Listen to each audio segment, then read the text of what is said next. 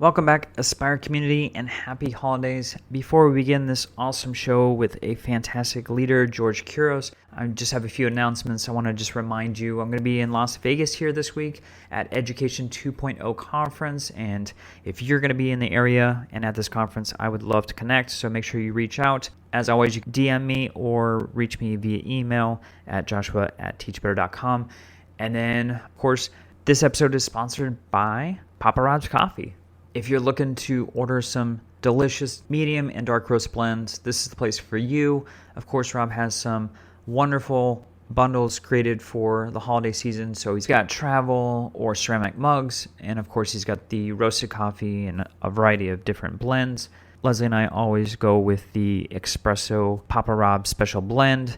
It's amazing. It's something that we drink every single morning.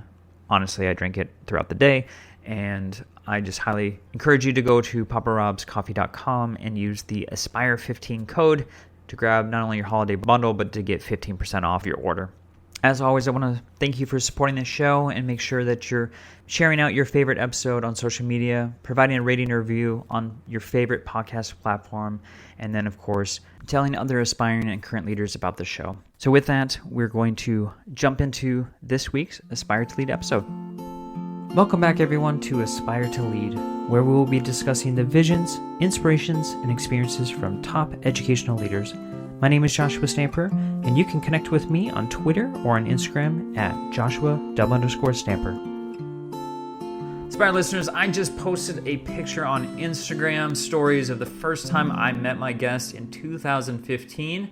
Can't believe it's been that long, and I can remember this time very vividly because the speaker got up on stage. He had shorts on and a button-down short-sleeve shirt, and I thought it was just someone messing with the mic, maybe a tech person from the conference, but no, it was the speaker, the keynote, and he had lost his luggage, which was totally funny, but then also captured the attention of a huge audience in the auditorium, and the entire presentation was really pushing my thinking constantly. And I will always say that a good speaker is engaging. An amazing speaker influences action. And George Couros is definitely that person.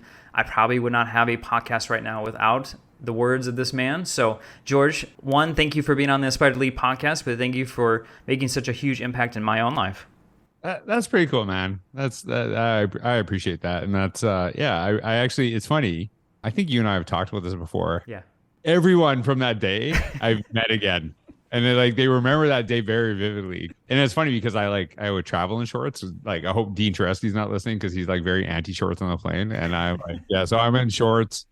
I lost luggage, went to Walmart, bought Texas's awesome t-shirt because that was like all that would fit me that I could buy at that time at like 11 o'clock at night. And I'm like, hey, if you're going to wear a t-shirt, as long as it says Texas is awesome, they'll love you. You're good. And that was it. And people bring it up all the time. And right. And it was like interesting because I remember that was like a lot of central office, a lot of people wearing suits and stuff like that. And I was like, oh my God, this is like, I'm very uncomfortable, which is now like, I would kind of dress like that. Maybe I'm just getting old and getting comfortable in yourself and who you are. Yeah. That is legitimately the last time I ever checked a bag. I do not check bags ever again. I always do carry on. Yeah. Yep. I do the same thing.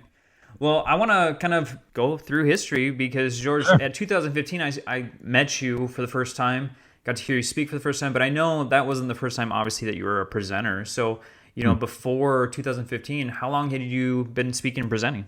I think 2009, 2010 was probably one of my first. I really had the blessing to have a brother who presents, who's in education, Alec. I know a lot of people who know me, know him. And he just asked me to present alongside of him, and the group that brought him in agreed to it. And it was something that I really appreciated and something I had a lot of fun doing. And I presented at conferences here and there, but never actually had a keynote. And then, I just started doing it more and more. And I was very blessed to have a school district that allowed me to explore and pursue that. And the reality of it is, unfortunately, not many school districts will allow that with people. And when I would talk to my superintendent about it, what was really fascinating was I had the conversation. I'm like, look, I am presenting there and they are paying me. I'm taking the day off. So there's no conflict of interest. Right.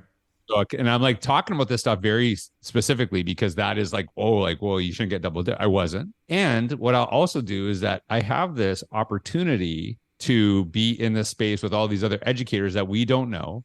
They're paying me to be there. I'm learning a ton of stuff for does not cost the district a penny. And then I'm going to bring that stuff back. So a lot of times I would actually go there and I'd share our thinking, like we were doing in the district, what I was doing in my role, some of the things that I was like, really kind of pursuing in my work in that district at the time. And then I would see these amazing things that other school districts were doing. And then we would, put our own little spin on it. And it just kind of kept eating back and forth. So it was like kind of like a no cost investment for the district to actually send me. And a lot of people, a lot of leaders, they're just like, no, you have to be here 100%. And, we don't want you benefiting out of education, right? We only want the kids to aspire to the dreams, but we're going to quash, all the people that, the adults in this room. And I see that a lot of times that people that do really great stuff in their district starting to get that pull. And it's like, no, you're either 100% with us or that's it. And I think that's not very visionary leadership. And I think I credit a lot of that to Kelly Wilkins. She was my principal. Her whole mentality was, we want the best people for as much time as we can get out of them.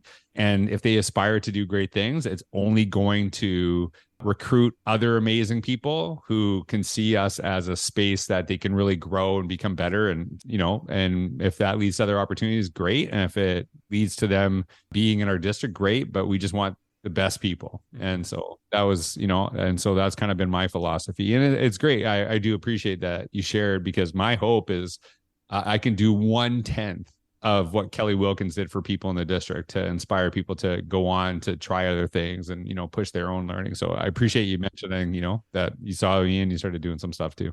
Yeah. And I think it's so beneficial to get folks to go outside of what their normal job is. I know you started blogging really early. Obviously, You do a podcast, you're on YouTube. I mean, you speak, you're an author. I mean, you do so many other things now. And I can only imagine what it would be as far as a benefit for those who are listening to maybe expand outside of their role and just that reflection process too that comes with it.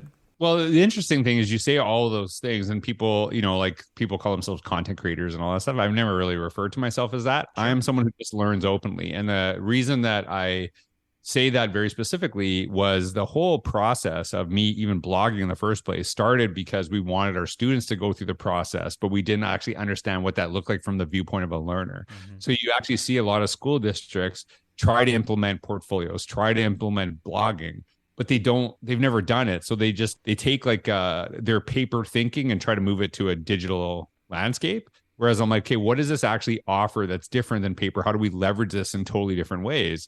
And so that's how that even started. Like if I go back to my first keynote, it wasn't because I was just sitting there. I was actually starting to do some stuff and I was trying to, figure out different things, all for the perspective from the viewpoint of a learner so I could help my students. So even when I start my podcast and do that, I'm like, hey, how would this be beneficial to students? How could, schools use this in a different way? It's not like, ooh, I want to get my name out there. It's like, right. No. I want to actually understand this and how does this benefit? And I think it's, the really interesting thing, it has opened doors for me. There's no doubt about that, but it's really pushed my learning in a way I couldn't even imagine. Like I think sometimes when I talk to my friends from who I grew up with, they're like, like, what happened?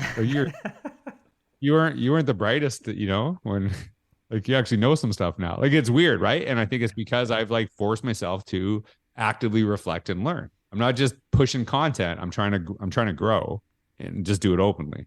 So you talk about that. I've heard you speak on your experience as a student and that you weren't a very good student and that your behavior maybe wasn't the best in class. So at one point did that shift where you were like, okay, I didn't enjoy school, but I do want to help education? Okay, so I actually really loved school. I hated learning, right? So like I loved playing sports. I loved doing extracurricular stuff. I even love joking with my teachers, right? Like I like messing around, doing that stuff. So I love that aspect of it. And there was something really powerful there. And then the school part was just, like the school was just like, I was like, okay, you gotta do some of this. It's gonna kick you out. And then you lose all these other good things, right? And so like I think about that loss, over the last couple of years. And like one of the things I was really kind of like contemplating was if you stripped away all of those things that I actually loved about school, which let's be honest, a lot of schools did, and then you just focus on the learning part, people are like, well, I don't want to go there. So like, if we can just focus on the learning part really being exhilarating, plus you get all those other things, then that's a way better experience, right? So I think that to me has been something really interesting, is because for me, all the other things were really important. But the one thing that we're kind of supposed to be doing sucked. And it wasn't because I had bad teachers or anything like that. I think it's just I had great teachers. I actually keep in contact with a lot of my teachers. I think it was just the process of school sometimes does more to confuse kids than it does to help them find what they're really good at, what they're passionate about. And sometimes the things they're really good at don't fit neatly in what is measured. So then we kind of discourage them from that, because we as the adults need the measurement to look good so that we look good and blah, blah, blah. Right. So I think that to me is like, hey, like the in-class stuff, how do we make that really compelling and pushing? Because, you know, but the other part of it too, I knew in the classes, there were some classes I felt really comfortable being in, and in the sense that I like could figure out the content, but the classrooms that I struggled with the content, I was horrible. And I think a lot of times you don't realize that when you're a kid. You don't like, oh, I'm gonna like look like a jerk here because I don't want to knowing I'm dumb, right? Because it's like I wasn't that smart to like figure that out. It's just like, oh God, I don't understand this, so I'm just gonna raise hell. Right. When you look back at your own experience and understand that, then you're actually a little bit more empathetic to a kid who's maybe struggling with the content, and then, you know, kind of being a jerk about it. And they're like, oh yeah, I was that kid. I was that kid too. So like, this isn't a me issue. This is something else is going on here. And so how do we deal with that? Yeah, for sure. And I heard you speak on your podcast about being curious versus being judgmental.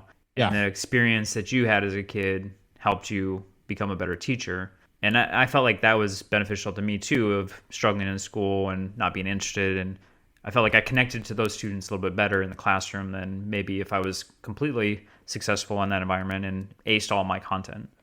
Yeah, that's actually one of the lies we tell our communities, is that, you know, grades are so important to success, and grades are often important to colleges for kids to get into, but then they don't really pay attention to grades, and they're kind of going away from that. And it's just kind of like a grouping and sorting technique that they use, but doesn't necessarily measure to whether someone will be successful or not. I think that's something we have to start really kind of pushing back on. And even if you look at an education, I hire teachers, and I know a lot of teachers that sucked as students who were amazing teachers because they understood the student that struggled, because they were also that kid. Yeah. Whereas I know some teachers who were amazing students who struggled as teachers because they're like, how don't you just understand calculus? It's like a tip of my tongue. It's so easy. Like, how do you not understand it? Right. And they would struggle with that because process of school worked very well for them. And it's not always, you know, there's some students who sucked at school who were not good teachers, yep, and some who are amazing students who, but to think that only the best students become the best teachers is a lie. Mm-hmm. And I think that we have to, and this is like, people know this in, you know, all industries and all facets, right? And I think that, to me, we have to kind of understand and push back on this narrative. And like I've said, like, I think sometimes we say little things that are the right thing. Like I've been pushing back on this quite a bit lately. I'll say, like, and this is truly my belief. I always say my goal is not to get every kid to college. My goal is to help every child find a pathway to success that is meaningful to them. And every time I say that, it's like applause. That's like, yeah, like that's not. And I'm like, okay, great. I appreciate your applause, right? That's awesome that you agree with me. Why do we have our flag or our logo of the college we went to out our door? Yep. Why do you do that? Right? Is it kind of like to guilt the kids? Like, hey, you know what? You could be like me. I might be a little bit miserable, but you go to college. But there's like little things like that we do, right? Like, it's like, you have to go to college. You just kind of got to go there. But then we clap, but they're like, no, not every kid needs to go, but I want to put my flag on and guilt those kids that they should. And so we have to kind of understand and kind of take a step back. And is anyone doing that intentionally? No. But why do we do it? Because other people across the hall do it, because our administrators asked to do it. And then we just don't even ask questions. And then we just kind of move on as is, right? Yeah. we have to start stepping back and start asking some of those questions. It was like, what are we saying? What do we believe? And what are we doing? And do those things align? Right. And so I think that to me really matters. So, George, I know a lot of folks, when they think of you as it's speaker, author, podcaster, obviously you had a world before that as a building leader, district leader. And I'm curious, as a young leader, were there any struggles as someone that was young in education, trying to lead a lot of folks and potentially those who had more experience in education? Okay. Oof, maybe I'm going to regret saying this. I didn't feel that struggle.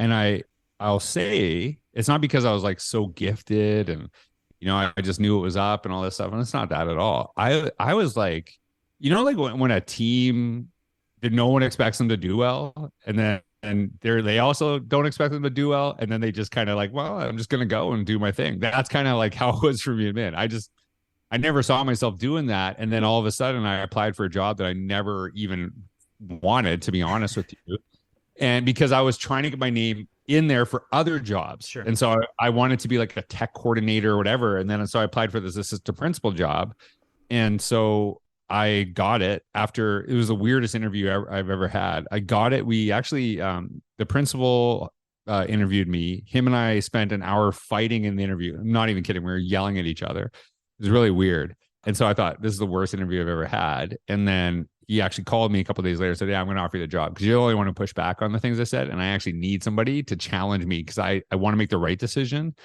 I don't want you just to agree with everything I say. But at the end of the day, the decision lays on me. And you have to back me up if I decide this is the way we're going. I'm like, I can do that. I can do those things. So I will challenge you. So when I say this, I don't feel I was gifted at it, early age in leadership. I feel that I was very lucky to have incredible mentors who helped me with things that I guess I was willing to learn. So like I had an amazing principal that the first year is in the district, Kelly Wilkins, and she found stuff in me I did not know existed.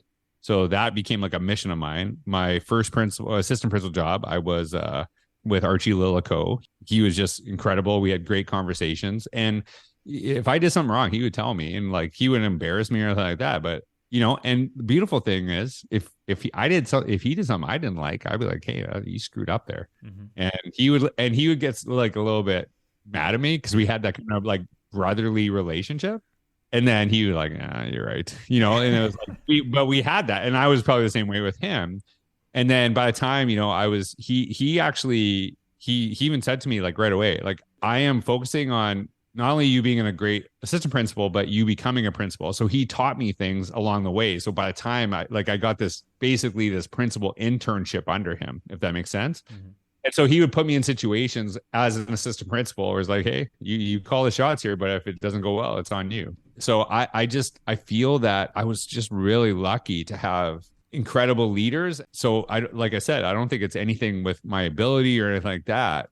I honestly think if 90% of the people had that same experience that I did, they would have been awesome. They would have done really great. And then I think when I became a principal, weirdly enough, I was one of the younger people on staff. And I would say I was pretty aware that people were like, oh, this guy's like a ladder climber. He's just like moving up, blah, blah, blah. And they kind of saw that, they had that perception that, and, I wanted to be a principal really bad. And that was something I wanted. And I was going to just do my best and just kind of be in the moment. And if it led to opportunities after the fact, then I wasn't planning on speaking. I didn't even know that was a job, to be honest with you. Right. The cool thing is I hired very wisely. So the person I hired was a teacher as my assistant principal. She was a teacher on my staff when I was assistant principal, and her and I would argue all the time. And I was like, oh, I'm her Archie. She's my George, right? She's pushed back. So I actually went openly looking for someone who would do the same thing for me. So I was just really blessed to have a really great admin team at that time. And I think for me, I knew I had a lot of learning to do, and there's a lot of stuff that you could prepare me for, but when I'm actually the principal, it would change things. But I felt that people gave me a lot of leeway in the process of being a principal because they knew I really appreciated and enjoyed working with kids. Right. They would see me out at recess. They'd see me out connecting with students. And I think they're like, okay, yeah, he might not be the brightest guy and he might not be really good, but his heart is in the right place. And I think that gave me a lot of rope with some of the staff that were, a little bit, who is this guy? Right. Right. And I think to me, if you're focused on doing the right thing, if you're focused on who you serve, people will appreciate you more and they'll give you a little bit more rope to screw up. So yeah, I would just say, oh, did I get lucky? Like as I'm talking about this, I'm like, wow, like I got lucky because I could have went in a totally different way. Yeah. Well, I've had conversations with people. I remember someone, I won't say their name, but they're like basically wrote a blog post. I think actually I'll say it's Josh Dumbledore's. I don't know if anybody knows him. Oh, yeah. And I got a huge argument because he wrote a blog post about how schools don't need principals. Oh, wow. When I was a principal, I'm like, no, that's not very nice, right? And like I wasn't his principal. Yeah. And I remember saying to him, you wrote this because you don't like your principal. So that's why you wrote it. Mm-hmm. It's not that you believe schools don't need principals. It's because you're not a big fan of yours. And I'll tell you, if you get the right administrator, your perspective will change. Yep. And years later, little hashtag George is right. He's like, yeah, I have a really good principal. And that, I think that to me, that, who people are in those positions matters. I had other experiences with administrators who were good, nice people and stuff like that, but I really didn't understand how good a principal could be until I met Kelly Wilkins. So that changed things for me. Because if you had asked me maybe 3-4 years earlier, I might have wrote the same post. Sure. So, like I said, I was really blessed, and it's lucky the people I've connected with over the years that have really kind of helped me. And I try to do everything when you say like, that you started this, stuff because of that connection, that to me matters because that was my goal, because I was blessed to have people like that in my life to inspire me to try stuff that I wasn't going to try without them, crossing paths. For sure. So you talked about your brother Alec, and I was listening to you on YouTube. You talked about a quote from him specifically, or some advice. He said, "Don't take the same course twice." It brought me back to my days in college. My freshman year, I took physics because someone told me it was going to be an easy course. Yeah. And it was not by any means. Mostly because the professor, he actually only talked about his family and his life experiences instead of physics. So I had a really difficult time with the content, and I failed, and it actually got me kicked out of college. I had to go back and beg to get back in and go in front of a very intense board. Thank God I got back in. But all that being said is that the message was about failure and not to make the same mistake twice. So in your leadership journey, did you ever have an opportunity to fail, but you learned because of the experience? It probably wouldn't have if it was something different where you actually were successful. Yeah, like that advice was actually interesting because it was like a life lesson, right? Yeah. Like it wasn't actually about a college course. He didn't say don't take the course twice. He said you don't want to pay twice. Yeah, that's true. Right. And so like that was something that, kind of really stuck with me. I think this is not only true with admin, but it's like speaking to is that sometimes the way people react to things, we have a preconception of who they are because of the way they react is different from the way that we react. So like going back to Cheryl Johnson, she was my AP. When I first met her, we got, I'm not even kidding. I was an assistant principal and she was a teacher, and her and I got in a huge fight. Literally the first day, I'm like, oh, this is not good. Remember Archie saying to me, is like, hey, like, I don't know her, but I know of her and I know she's really good. So like, just take it with a grain of salt. And so she didn't react the way that I would have reacted to certain situations. But as I got to know her, I realized like, hey, she wants what's best for kids. We just don't agree on everything. Right. And her approach is a little bit different than mine, which is one of the reasons I hired her, right? Because I didn't want a George clone. I wanted someone who was very different from me, because I know people would be like, hey, I don't want to talk to George. So if you don't want to talk to me, you probably don't want to talk to someone who's exactly like me. Right. Talk to someone who's different. And that to me was really important. And, sometimes I'll speak at conferences and I'll see someone with their like arms folded, grumpy look.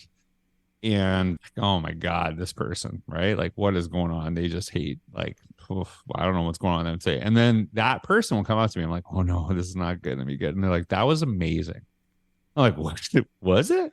Because that's not how I'd look at, that, right. But they just process differently, right? Yeah. Too. And I remember, and kind of going back to some of the mentors I've had, I remember Kelly, I was like really frustrated because I'm like, why is this person not doing this thing and I don't get it and blah, blah. And she said to me, I'll never forget this. She said, this, not everyone's you. And so like it was like I expected everyone to react the same way that I would react to certain things or do things the way I would do it. And it was like really helpful to me. And I've given that advice so many times to other people. It's like, hey, just chill out. Not everyone's you. When you have this expectation. So really for me, that meant like, hey, I got to lead by example. But also just kind of understand that people react in different ways to things. And it doesn't mean they're bad or they're wrong. They just react different. And so you have to kind of just give them some time and, like give some time, think differently. And one of the things that, one of the best things I could tell you about leadership is that I used to be able to think I could convince anybody of anything. And like, if you're a speaker, you got to talk. That's kind of the thing. But when I have time to like kind of process with things, I always ask questions and try to understand viewpoints and try to think differently. And a lot of times the key to leadership is not convincing, it's listening. And when you listen to people, then you start understanding where they're coming from. You start finding, bridges that you can kind of build together. And that to me is like, that really kind of is something I learned through the years is, yeah, like people don't react the same way to things. Just try to understand who they are, understand their experiences, what they're bringing to the table. And it's the same thing we expect, from teachers to students, right? Like I'm guilty of, as probably most teachers are at some point in their career, I'd say like, you're going to learn the way I teach. And I wrote about that innovator's mindset. Like that was my approach. Yep. Like, you will adapt to me. And if you don't, you're in trouble. And that's not what we should be doing, right? We should understand our students. So like there's teachers I've encountered that they could tell you on October 12th at 10:30 a.m. in their math curriculum, they will be here, whether the kids are there or not. They will be there. And the reality of that is you can't know that. You can't know that because you don't know your kids. You don't know who you're getting this year. You don't know who you're working with, and everyone's different. I think it's just about kind of empathy, understanding people's experiences, just where they're coming from. And that to me is, that's something that we have to kind of figure out at all levels here. A lot of times, like I know this may be a little controversial. You saw all the parent stuff. People are getting really mad. I'm like, we need to like kind of step back and say like, what is going on here? Like, what is the concern? Not just label people crazy. Right. It doesn't help anything. Like, you know what? It doesn't help someone who's really mad, calling them crazy. It's true. Oh, you know what?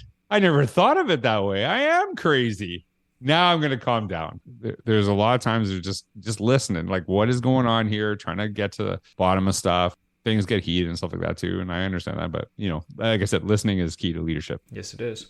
One of the many things that I enjoy about you, George, is that you are very transparent about not only your professional life, but your personal life. And over the last 4 years, you've really documented your health journey. And, kudos to you. I think you've lost like 115 pounds. You have transformed your body. You wrote an article, I think, Runner's World magazine not too long ago. But you also talk about like the sacrifices you had to make to get the goals that you were seeking. So translating that to your leadership journey, what were some of the sacrifices you had to give up to get to where you wanted to be within your leadership journey? Yeah, like sacrifices, like I guess there is some of that. And I guess I've talked about that before. I always try to look at it as investment, right? Sure. Like that's the first thing, like every minute you spend doing something is a minute you're spending not doing something else, right? Sure. And that is true, but it is an investment. So when I, get up in the morning, I don't even think about working out. I just, my schedule, that's what I do. And I get up, I work out every day. And I actually find it really fascinating to me because I will get up at 3 a.m. if I have to work out before I speak at a conference, because I actually know I'll be way better of a speaker if I get a workout before, like my body's going and things like that too. When I was like admin, at a young age, when I started speaking and doing stuff, a lot of people will say to me like, hey, I want to do that stuff. I want to I want to, get to what you're doing. I'm like, okay, so are you willing to create content for like 12 years and just put yourself out there, share your ideas, not necessarily have anything go viral, Right. just honestly put that out there and like stay consistent to that. Cause that's part of what I've done. And it's like, no, I don't want to do that. I just want the end. And it's like, well, that's not how it works. When I was a principal, every morning, weirdly enough, I don't know if people really know this about me. I used to teach a spin class like at 6 a.m. So I would get up at like 5 in the morning. I'd work out a little bit before so I could be a little bit awake for the people to teach a spin to. Sure. And then I would teach spin. I would scream and yell at people, which made me the most calm principal. Like nothing was going to phase me. And it was like kind of like all my, negative energy was out. And people like came to my class because they knew like I was like kind of like that. And then, I'd do my day, spend time there. Yeah. And then typically I would do whatever I have to do at school. And then I'd come home at whatever time for dinner, and then I'd head right to Starbucks, and I would just start writing and putting content together and making sure all the stuff that I had to do, from a min perspective was done. And that was like, years and years and years of that. And that's like an investment. And so that to me is like, you kind of have to look at how are you investing in yourself, not necessarily sacrificing, but there are sacrifices. A lot of my friends, they would go out and do stuff, and I'm a little bit older than my friends as a parent. So like I didn't have I didn't have any kids, to be honest. Yeah, so. Yes. My wife did that, but I wasn't a dad until, I was in my 40s. Right. And yeah, so, whereas a lot of people are much younger parents. And so there's things I sacrificed on that end and appreciate every moment I have with my kids and stuff like that too. And I think it's just kind of like, how are you willing to kind of invest in yourself and to grow and to see where it goes? And like, I've seen people like, oh, like same people speak and all this other stuff. And maybe that's true in some cases and things like that. And, like obviously we want more people having opportunities and stuff like that. But I'm a big believer. You got to kind of put in some time. You got to put in work and effort into that stuff. And it is about creating content and trying to elevate people and helping people. There's sometimes I see people trying to build platforms on their whole platform is on criticizing other people's stuff. And if that's what you want to do, then I guess that's what you're going to do, but it ain't going to do you any favors in the long term. So I think my focus is always, how do I elevate? That's actually like one of the reasons I write an email every Saturday.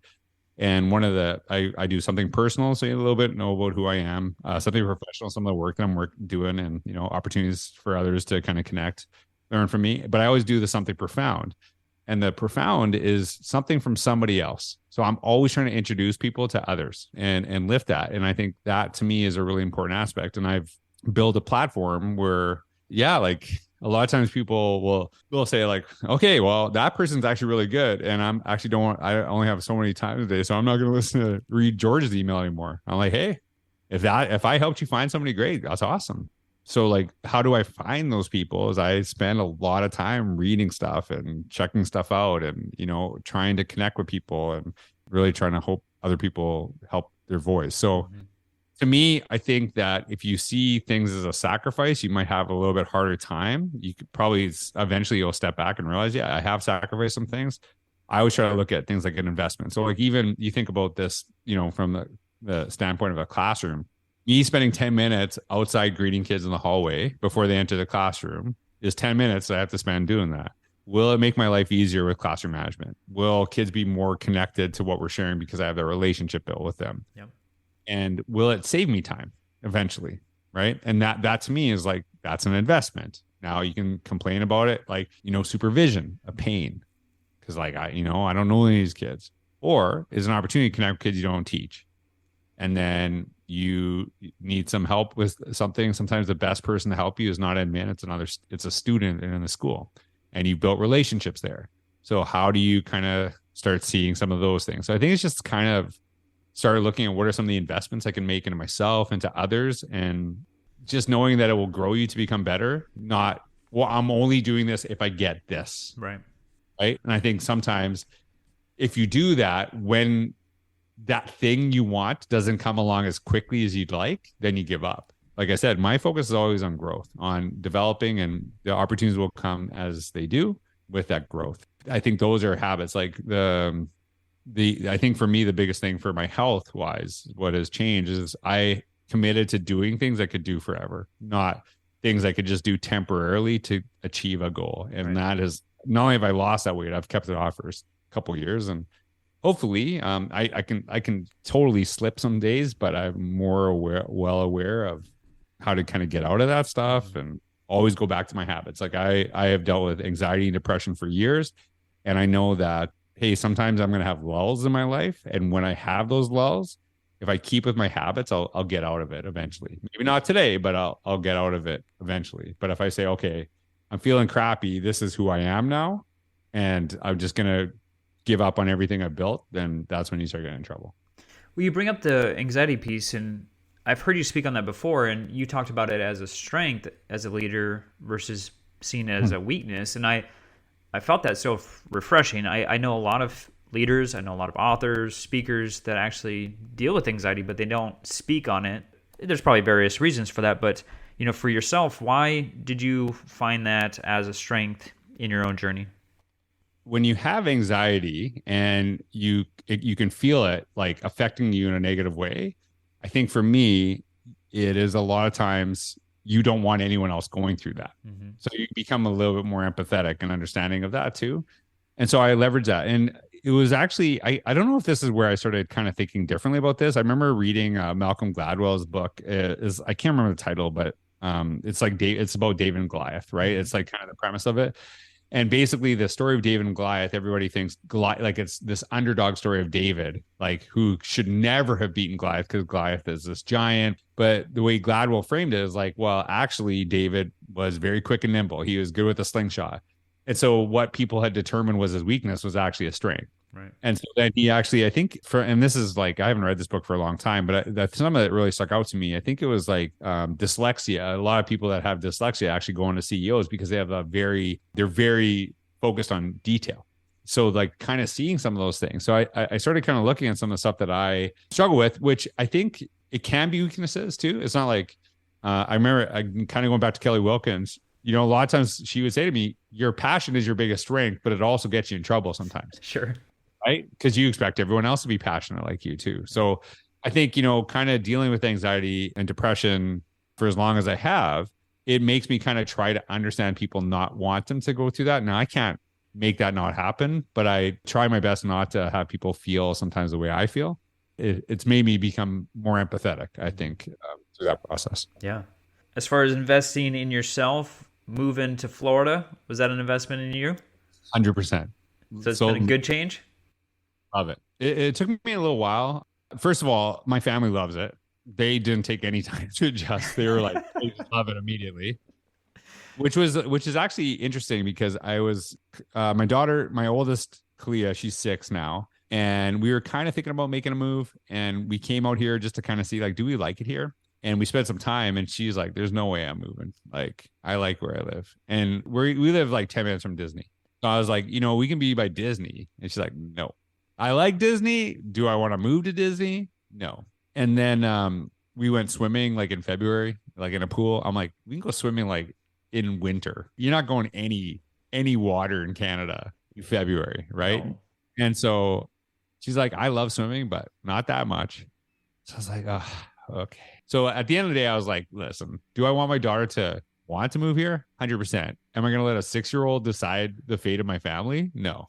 So she'll get over it. She probably won't remember. We actually went and looked at a house, and the house was not our style. But then I remember we went into, the kids' room, and they had a bunk bed. She's like, Dad, if we move, can I get a bunk bed? I'm like, oh, yeah, you get a bunk bed. She's like, all right, I'm all in. And now I'm like, seriously, the bunk bed? And that was it. And she has never looked back. And it was kind of interesting. So my kids really, they love it. I think for me, it was just kind of like I was really good in a routine. I like my routines. And I was like, okay, this is when I work out. This is when I work. This is when I spend time with my family. And then all of a sudden, some of those things started changing, right? And I'm like, hey, like I like routine, and I'm thrown off my routine. Is this the right decision? And so there's little things like the weather is one thing, which is great. We have connected with some really wonderful people. The biggest thing for me is because I work, I was living in Canada, but I worked in the US like 95% of the year. Right. If I was working with right? It's just my travel time is way less. A lot of 2 flight, 3 flight days are now direct. And so I'm, speaking at events and I'm home for dinner. And it to me, it's like that right there was everything. Just more time with my family, and I want to spend as much time with my kids. And I think this is one of the beauties of having kids older. I have a lot of friends who are like, it goes fast. Like, I wish I would have done this to my kid. I'm like, okay, I was watching you. Yeah, I'm gonna make sure that I want to make sure I take advantage of, kind of watching, and like working as a principal. I didn't have kids when I was a principal, and I'd hear what parents say about their kids and like, some of the wishes. And I'm like, I know this, so I'm going to take advantage of this. So it's been amazing. We really do like it here, and it's just really cool. Like I said, we met great people, and I'm a huge basketball fan. I got season tickets, so you can see my Orlando Magic stuff here. I'm like, yeah. So I go to basketball games all the time, and it's beautiful because nobody likes the Orlando Magic. So you pick it, dude. You've met like players. You've been on the court. You've done all kinds of stuff there. Yeah, we got to high five the players for introductions on the court while they're playing. And it's just like, yeah, they're really good. And I think it's kind of interesting because I was on the Laker season ticket list. Like, I was like, was I ever going to move to LA? Well, I wanted to since I was like 6. And so, if I would have applied for season tickets when I was 6 years old, I might have got them this year, maybe. Right. So like, there's a waiting list. Whereas I called the Orlando Magic and they're like, yeah, where do you want to sit? I'm like, really? You can get it like that easy? And because they don't have a big fan base, they're kind of like, if they have a good team, but if they don't have a good team, then they're in trouble, right? So because of that, they have to really go above and beyond to connect because they want repeat customers. They want people to come back. And so they've been great. And so they'll just say like, hey, we got a spot for this tonight. Do your kids want to be on the court for the anthem and stuff like that? And it's just like someone very personal. And it's like really kind of interesting. So yeah, it's been really, really, really fun. And I think part of the move, I remember seeing this video, it was TikTok, and I wish I could remember who it was saying it. It said, there's only 2 people you have to impress in your life, the 8-year-old version of you and the 80-year-old version of you. And I feel that the move to Florida is that the 8-year-old version of me would be like, you got season tickets to the NBA team. That's so cool. Right. The 80-year-old version of me is like, it was a smart move to do something that you could spend as much time with your kids as possible. Yep. Right. And I thought that was such good advice. And that is, so I'm trying to live my life. Awesome. A lot of people are like, I'm not interested in basketball. I'm like, cool. You don't have to come with me. Yeah. Well, as an avid Timberwolves fan in growing up in Minnesota, I totally know what you mean as a small market team and, the benefits of that and also the negatives. Right. But you could go and sit anywhere you want. This podcast is a proud member of the Teach Better Podcast Network. Better today, better tomorrow, and the podcast to get you there. You can find out more at teachbetter.com/podcasts. Now let's get back to the episode. I want to close out the show like I do with all my guests, which is asking some advice. So for those who are aspiring leaders or maybe current leaders, if they're to do something tomorrow or next week to enhance their leadership journey, what would you advise them to do? I think if let's say you're a teacher right now, okay, and you want to go into admin, I know that this is going to be pretty like specific advice. I know it's kind of weird. One of the things that I did is when I started applying for some of those positions, those admin positions, it had what was called in Alberta, Canada, it was called like a principal quality standard. So it was like, here are the 7 things we expect principals to be able to do. And what I did is, and this again, because I had great mentors, Kelly Wilkins said, what I need you to do, go look at those principal quality standards and shape your resume to show how you're actually meeting those standards as a teacher. And so I actually looked, I'm like, I'm actually doing all these things in my role currently. So based on what they're expecting, I'm a sure thing. This is not like, hey, will he do this stuff? I'm already doing it. I'm already doing it. And I'm not being asked to. I'm meeting all the requirements. So when I share this with people, I think it is something that to me really helps. It's kind of like you probably know this old adage, the dress to the job you want, not the job you have. That is kind of that advice is like, are you actually meeting those standards, right? Like, are you a sure thing? And maybe if you're not doing those things, maybe ask yourself, how can I do those things? And where is that evidence? But I think for me, the biggest thing that I do is, and I think this will help anyone, is that look inward, not outward, if you want to be a really great leader. And I make time literally every day for reflection, right? And not like I Doogie Howser at the end of the day writing notes, and that's like an old school reference, right? I love it. But I blog, I do podcasts, and it really makes me think about what I want to do, what I want to be, and how I develop. And one of my teachers, his name is, I'm not even kidding, his name is Calvin Hobbs, right? No one believes I'm still friends with the guy. He's awesome, right? And yeah, he was my phys ed teacher and high school football coach. And he came in my last year, in my grade 12 years, I think his first year teaching. And I wanted to be captain. And I felt I was entitled to being captain because I was on the team for 4 years. So like I put in the time, make me captain. And like, who are you? You're a first year teacher. And I remember I said, yeah, hey, welcome to our school.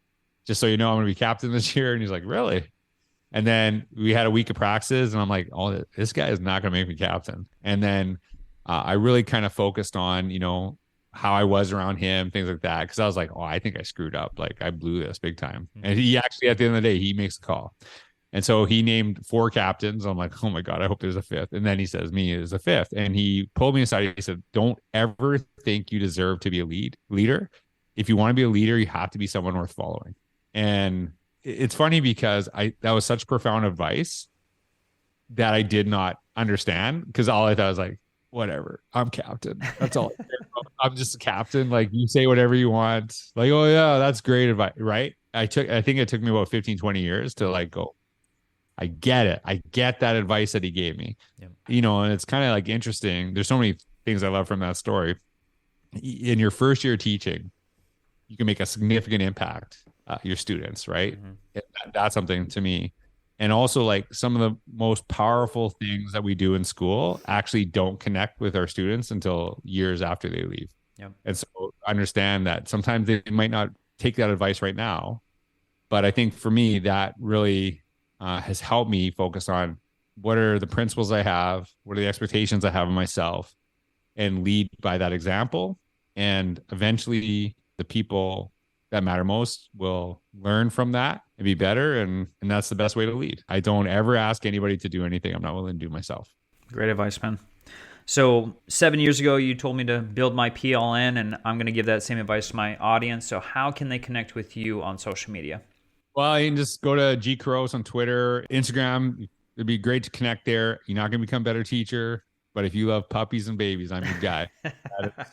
That's a little bit more personal side of me. But my blog is kind of where everything's at. So just georgecouros.ca. I always wonder, like, I got to get rid of the .ca. Like I'm in the US now, right? So I don't know if there's a georgecouros.us I got to jump on right away. I own georgecouros.com, but there you go. It doesn't really matter. I think, you've seen success in that URL. So whatever.